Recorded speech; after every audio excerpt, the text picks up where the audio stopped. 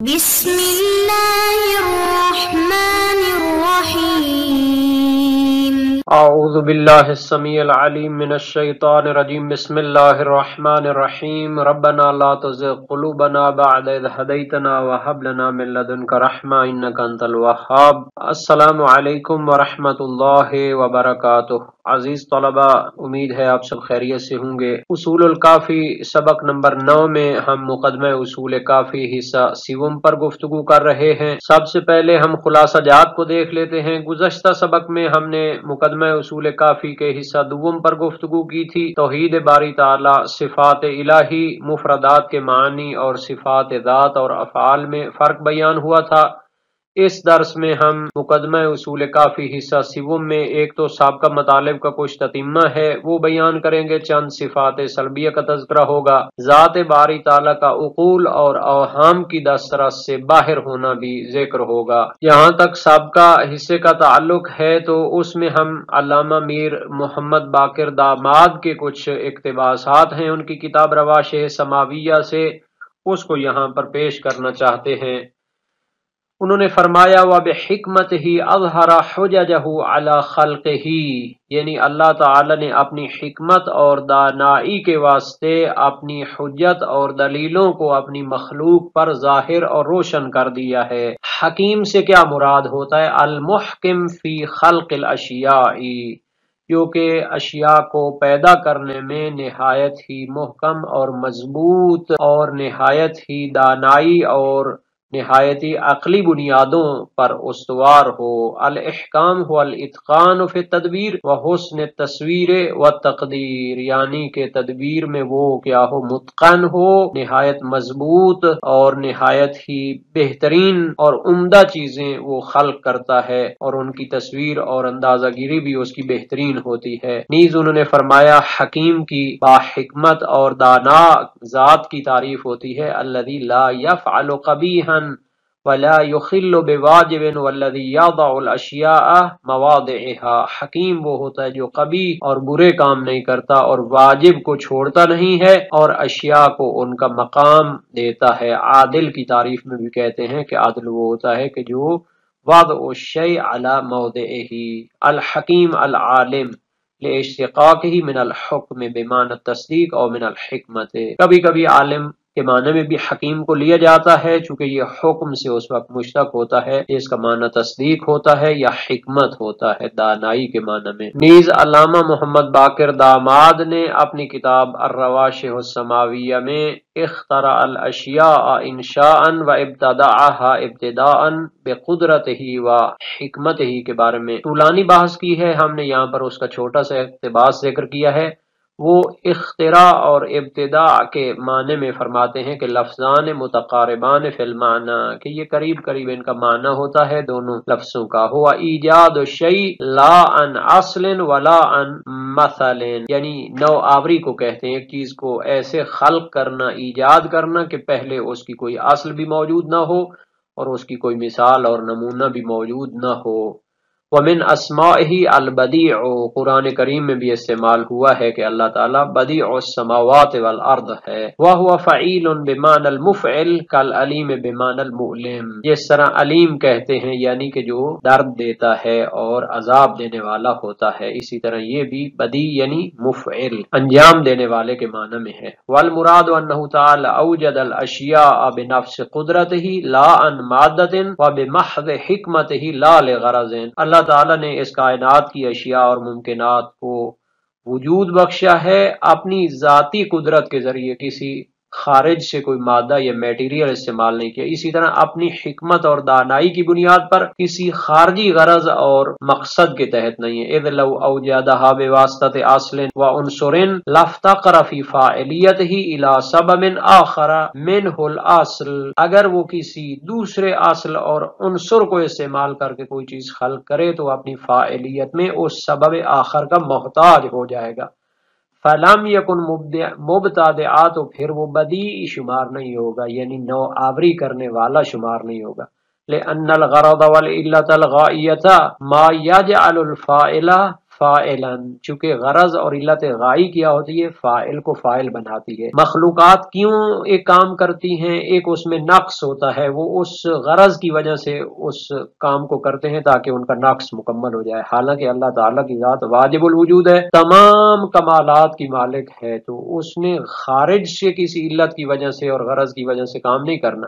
والاول اشارۃ الی نفی العلت المادیۃ عن فعلہ، اختراع کا معنی یہ ہے کہ کسی علت مادی کے تحت اس نے کام نہیں کیا، بلکہ اس نے اپنی ذات اور ذاتی قدرت کے تحت کام کیا۔ والثانی الی نفی العلت الغائیۃ عنہ، اور ابتداء کا معنی ہوگا کہ اللہ تعالیٰ کسی خارجی غرض کی وجہ سے کام نہیں کرتا، بلکہ اپنی حکمت کی بنیاد پر کام کرتا ہے۔ اسی طرح علامہ میر داماد نے، جو کہ علامہ ملا صدرہ کے استاد ہیں، طولانی بحثیں کی ہوئی ہیں یہاں پر۔ قولہ لا من شیء فیبطل الاختراع ولا لعلت فلا یصح الابتداء، کہ کسی میٹیریل کے ذریعے وہ خلق نہیں کرتا کہ اختراع کا معنی باطل ہو جائے، اور نہ ہی کسی علت اور سبب اور مقصد خارجی کی وجہ سے کام کرتا ہے کہ ابتداء اس کی نوآوری اس کی صحیح نہ ہو۔ تو یہاں پر انہوں نے فرمایا ہے ھذا من مقتبساتہ مما قد تواتر تکرر انوارہ فی مشکات الحکمہ ومصباح البلاغہ، اعنی کلام مولانا امیر المومنین فی خطبہ وحکمہ وکلمات سادت الطاہرین فی احادیثہم وادعیتہم، یعنی یہ جو مطلب ہے انہوں نے اقتباس کیا ہے جو متواتر طور پر امام علی علیہ السلام کے خطبات اور حکمتوں سے اور ائمہ معصومین کی احادیث اور ادعیہ میں تعبیریں آئی ہیں۔ ابھی ہم مقدمے کی عبارت کی قرات کرتے ہیں۔ فرمایا لا تضبطه العقول ولا تبلغه الاوهام ولا تدركه الابصار ولا يحيط به مقدار، عجزت دونه العبارة وقلت دونه الابصار وضل فيه تصاريف الصفات، احتجب بغیر حجاب محجوب واستتر بغیر ستر مستور، عرف بغیر رؤیت۔ یہاں پر لغات کو دیکھ لیتے ہیں۔ تضبط تو گرفت کرتا ہے، تصویر کشی کرتا ہے، محدود کرتا ہے۔ العقول عقل کی جمع ہے عقلیں، تبلغ پہنچتا ہے، الاوہام وہم و خیال کی جمع ہے، اور تدرک کو درک کرتا ہے، احاطہ کرتا ہے۔ قلت عاجز ہوا یا تھکا ماندہ لوٹا۔ عبارت کا ترجمہ کر لیتے ہیں۔ فرمایا لا تضبطه العقول، عقلیں اس کی گرفت نہیں کر سکتی، اس کو محدود نہیں کر سکتی۔ ولا تبلغه الاوہام، وہم و خیال اس کی بلندیوں کو نہیں پہنچ سکتے۔ ولا تدركه الابصار، اور آنکھیں اسے درک نہیں کر سکتی، آنکھوں کے اندر وہ محدود نہیں ہو سکتا۔ ولا يحيط به مقدار، اور کوئی مقدار اس کا احاطہ نہیں کر سکتی، کیونکہ اللہ تعالیٰ کی ذات لا محدود ہے، وہ واجب الوجود ہے، وہ جسم و جسمانیات سے پاک ہے، وہ کسی جگہ پر اور کسی خاص مقدار میں محدود نہیں ہو سکتا۔ عجزت دونہ العبارت، عبارتیں اس کو بیان کرنے سے عاجز ہیں۔ وقلت دونہ الابصار، اور آنکھیں اس کو محدود کرنے سے عاجز اور درماندہ ہیں۔ وضل فیہ تصاریف الصفات، اور صفات کو جتنا بھی اچھے طریقے سے بیان کریں تو وہ بھی اس کے معاملے میں گم گشتہ ہیں، یعنی کہ جو کچھ ہم اللہ تعالیٰ کی صفات کے بارے میں بیان کرتے ہیں تو یہ ایک تشبیہ کی حد تک ہوتا ہے، ایک یعنی کہ کمال کو اپنی فہم کے مطابق بیان کرنے کی کوشش ہوتی ہے، وَإِلَّا اس کے کمالات وہ بیان سے باہر ہیں۔ احتجب بغیر حجاب محجوب، اللہ تعالی کی ذات احتجب بغیر حجاب محجوب، کسی حجاب کے بغیر ہی پوشیدہ ہے، جو ایسا حجاب ہو جو اس کے ذات کے سامنے حائل ہو۔ واستتر بغیر ستر مستور، اور بغیر کسی ستر اور پردے کے وہ پوشیدہ ہے۔ عرف بغیر رؤیت، آنکھوں کے ساتھ دیکھے بغیر ہی وہ معلوم ہے، اور عقل مند مخلوقات اس کی معرفت رکھتی ہیں، لیکن دیکھنے کی ضرورت نہیں ہے، چونکہ دیکھا اس چیز کو جاتا ہے جو مادی ہو، جسمانی ہو۔ تو اس عبارت کے بارے میں علامہ میر داماد کا نظریہ دیکھ لیتے ہیں۔ انہوں نے فرمایا ظل فی طریق نعتہ نعوت الناعتین و صفات الواصفین بفنون تصاریفہا و انحاء تعبیراتہا، یعنی کہ اس کے بارے میں صفت کہنے والے اور وصف بیان کرنے والے کی توصیف وہ گم گشتہ ہے، جتنی بھی وہ اچھے طریقے سے اور جتنی بھی اچھی تعبیریں پیش کریں خدا کے کمالات کو وہ بیان نہیں کر سکتے۔ اے کلما حاولوا ان یصفوہ باجل ما عندهم من صور الصفات الکمالیۃ او اعلی ما فی عقولہم من مفہومات النعوت الجمالیۃ فاذا ناظروا الیہ وحققوا امرہ ظہر لهم ان ذلک دون وصف جلالہ و اکرامہ وسوا نعوت جمالہ و اعظامہ، یعنی جتنا بھی وہ اچھے طریقے سے اس کی صفات کمال کو بیان کریں اور جتنی بھی ان کی عقلیں مفہوم کمال و جمال کو تصور کریں تو وہ یہ یقین کرتے ہیں کہ ہم نے اس کی صفات کمال کا حق ادا نہیں کیا۔ ولم یصفوہ بما ہو وصفہ ولم ینعتوہ کما ہوا حقہ، تو انہوں نے اس کی نعت اور صفت کا حق ادا نہیں کیا، بل راجع ذلک الی وصف امثالہم و اشباہہم من الممکنات، چونکہ جتنی بھی وہ کوشش کرتے ہیں تو وہ اپنے جیسے ممکنات کی صفات کو بیان کر رہے ہوتے ہیں۔ اسی طرح ان کے شاگرد ملا صدرہ نے بھی اپنی شرح کی صفحہ 7 اور ملا صالح مازندرانی نے بھی اپنی شرح اصول کافی جلد 1 صفحہ 11-12 میں بیان کیا ہے۔ ایک عبارت پیش ہوئی تھی اس میں، تو اس کی شرح کو دیکھ لیتے ہیں علماء اور شارحین کے نظریے کو۔ محجوب و مستور، بعض نسخوں میں محجوب و مستور ذکر ہے، اسے مبتدا محذوف کی خبر بنایا گیا ہے، حالانکہ اکثر شارحین کافی نے رفع اور جر کے احتمال، دونوں احتمال ذکر کیے ہیں اور احتمال جر کو انہوں نے ترجیح دی ہے، جیسا کہ سید محمد باقر میر داماد کا بھی نظریہ ہے۔ او بالاضافت بمعنی اللام، یا لام کے معنی میں یہاں پر اضافت ہے، جیسا کہ یہ ملا صدرہ کا نظریہ ہے۔ اور ایک نسخے میں رؤیہ کی بجائے رویہ ہے بمعنی البرہان والنظر، اور مرآت العقول میں علامہ مجلسی نے اس کو بعید قرار دیا ہے، لیکن بقیہ شارحین نے اعتماد کیا ہے کلمہ رویہ پر فی شروحہم، اپنی شروحات میں، اور کلمہ رؤیہ کی طرف اشارہ کیا ہے۔ اسی باس میں ہم علامہ مجلسی کے مرآت العقول کا نظریہ بھی دیکھ لیتے ہیں۔ انہوں نے حجاب مستورہ قرآن کی آیت سے استفادہ کیا ہے، یا پھر اس کا معنی کیا ہے لیس حجابہ مستورا، کہ اس کا حجاب مستور نہیں ہے، بل حجابہ امر ظاہر علی العقول وہو تجردہ وتقدسہ وکمالہ ونقص الممکنات، یعنی اللہ تعالی مجرد ہے، جسم و جسمانیات سے پاک ہے اور ممکنات کے نقائص سے بھی پاک ہے۔ یا اس کا معنی یہ ہے کہ لیس محجوبا بحجاب محجوب بحجاب آخر، اس کی ذات کے اوپر کوئی ایسا پردہ نہیں ہے جو اس کی معرفت سے حائل ہو، کما ہوا شان المخلوقین المحجوبین۔ او لیس احتجابہ احتجابا بالکلیہ، یا اس کا معنی یہ ہے کہ اللہ تعالیٰ کی ذات اس طرح بالکل مستور اور پوشیدہ نہیں ہے کہ اصلاً اس کی معرفت نہ ہو سکے، بحیث لا یصل الیہ العقل، عقل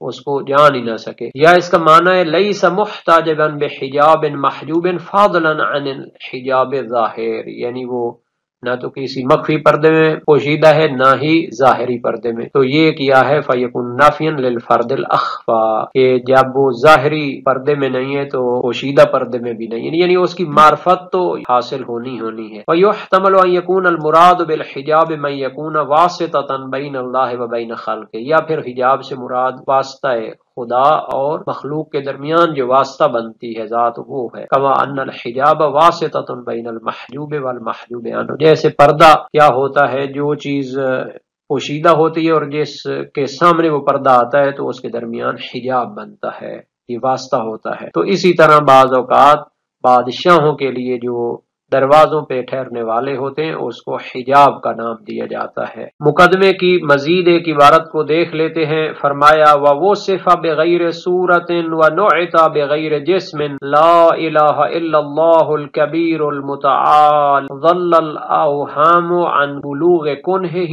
وَذَهَلَتِ الْعُقُولُ أَنْ تَبْلُغَ غَايَةَ نِهَايَتِهِ لَا يَبْلُغُهُ حَدُّ وَهْمٍ ولا یدرکہ نفاذ بصر وہو السمیع العلیم۔ اس عبارت میں جو لغات آئی ہیں ان کو دیکھ لیتے ہیں۔ نعت صفت بیان کرنا، المتعالی بلند و بالا کے معنی میں ہے، ذلت گمگشتہ ہوا، حیران و پریشان ہونا، کن حقیقت کو کہتے ہیں، کن ہے ذات یعنی حقیقت کی پہچان کے بارے میں بحث ہونے والی ہے۔ ذہلا غفلت اور حواس باختگی طاری ہونا، اور وصف صفت بیان کرنا۔ اور اب ہم اس عبارت کا ترجمہ دیکھ لیتے ہیں۔ فرمایا وہ صفہ بغیر صورت، اللہ تعالیٰ کی وصف بیان کی جاتی ہے بغیر کسی شکل و صورت کے، ونعت بغیر جسم، اور اس کی وصف اور نعت بیان کی جاتی ہے بغیر کسی جسم کے، چونکہ اللہ تعالیٰ جسم و جسمانیات سے پاک ہے۔ لا الہ الا اللہ، اللہ تعالیٰ کے سوا کوئی لائق عبادت نہیں ہے، کوئی معبود نہیں ہے۔